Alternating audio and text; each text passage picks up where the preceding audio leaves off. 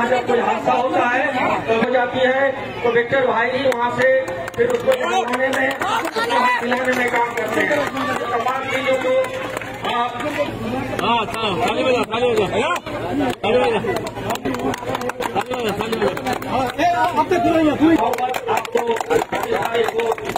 देना है विक्टर भाई आप कुछ लोग यहाँ पार्टी ज्वाइन करने वाले हैं, उसमें सबसे नुमाया भाई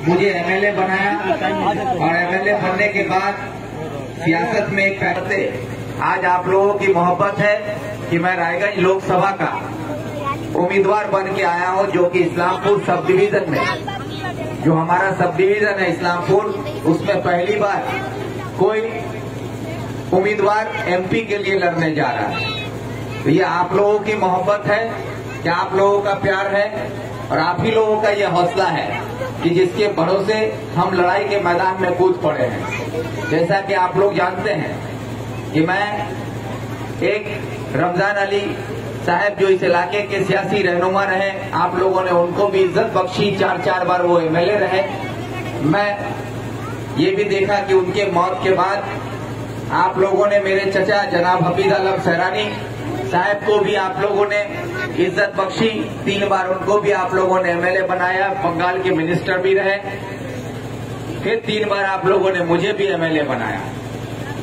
ये बात अक्सर देखिएगा कि टीएमसी वाले या फिर कोई दूसरी पार्टी के लोग ये कहते हैं कि एक ही परिवार यहाँ पर है, राज कर रहा है। तो ये राज नहीं कर रहा है, ये जो लफ्ज है राज कर रहा है, तो मेरा परिवार जो है वो राज नहीं कर रहा है, क्योंकि रमजान साहब से लेके मेरे तक हम लोग आपके खिदमतगार हैं।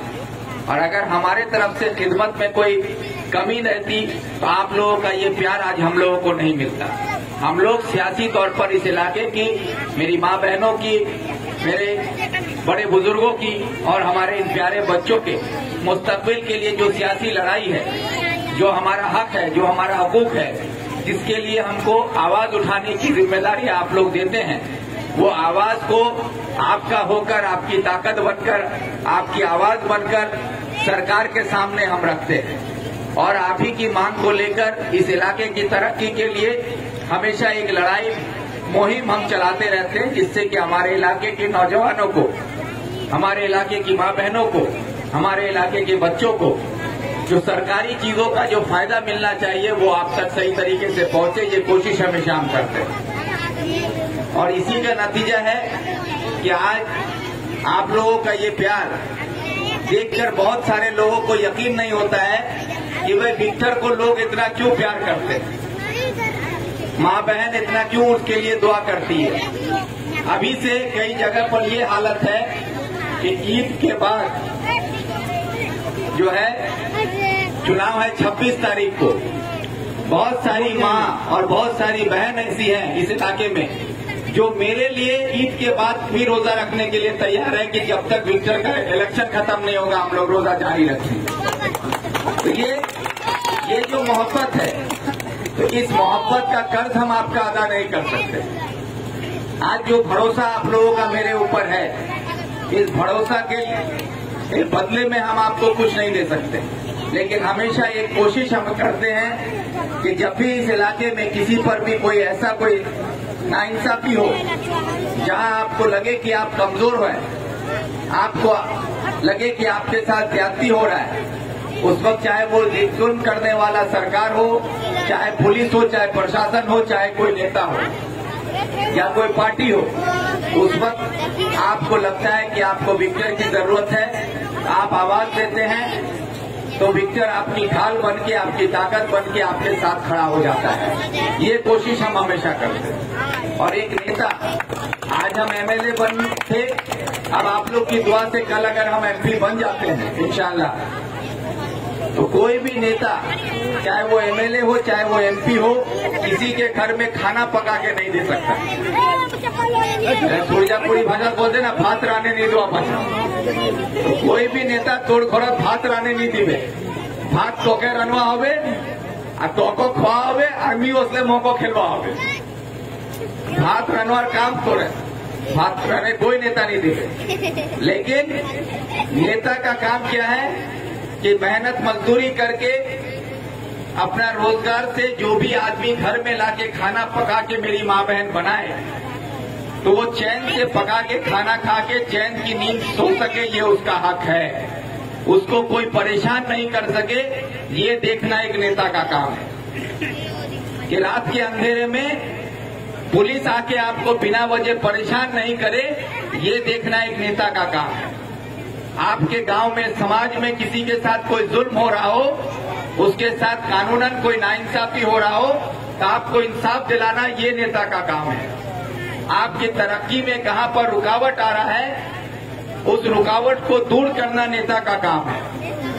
तो एक नेता का जो काम है, वो सारी कोशिशें मैं आप लोगों के लिए करता हूं और ये कोशिश मेरी जारी रहेगी इंशाल्लाह। बस आप लोगों से दुआ की अपील करता हूं कि आप लोग जानते हैं कि आने वाली 26 तारीख को जो चुनाव है एमपी का, उसमें आप लोगों को अपना कीमती वोट, चुनाव निशान हाथ छाप पर वोट दीजिएगा और अपना वोट देकर कामयाब बना के अगर दिल्ली भेजते हैं, तो आज विक्टर आपका एमएलए था, आप लोगों को कभी शर्मिंदा होने हम नहीं दिए। आज जिस तरह का सियासत का माहौल है कि आपका वोट लेके कोई जीतता है, उसके बाद कहीं और भाग जाता है और वहां जाके फिर कुछ और कहीं और भाग जाता है। उसी तरह आप देख सकते हैं कि आज जो बीजेपी का एमएलए था, वो आज टीएमसी का कैंडिडेट है, कृष्णा कल्याणी, और जो टीएमसी का चेयरमैन था कलियागंज का, वो आज बीजेपी का कैंडिडेट है।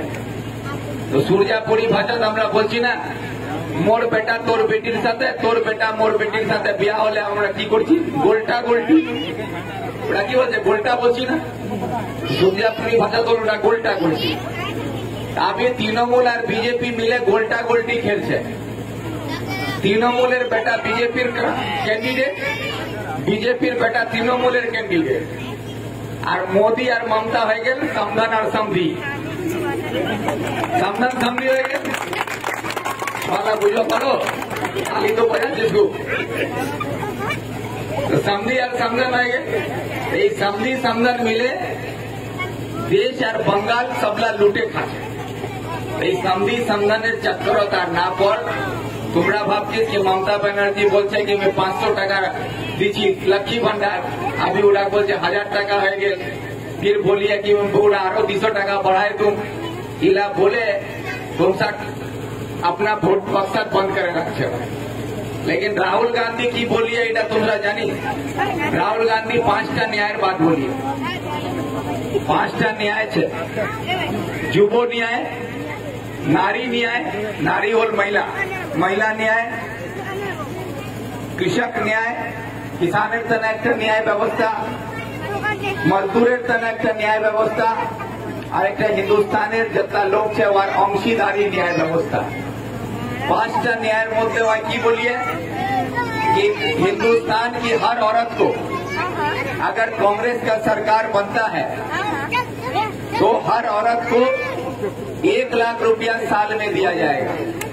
1 लाख रुपया साल में मिलेगा हर एक औरत को। आपको महीना मिलेगा 8,500 रुपया, 8,500 रुपया महीना सरकार के तरफ से दिया जाएगा। जो भी यहाँ पर औरत लोग, आप लोग सुन, जो औरत छोटी छोटी या जो मिड डे मील में खाना पकाती हैं, तो आप लोगों का जो तनख्वाह आता है, वो तनख्वाह है वो आपका डबल हो जाएगा। उसको दुगना कर दिया जाएगा। नौजवानों को, पढ़े लिखों को रोजगार के लिए 30 लाख नौकरी दिया जाएगा।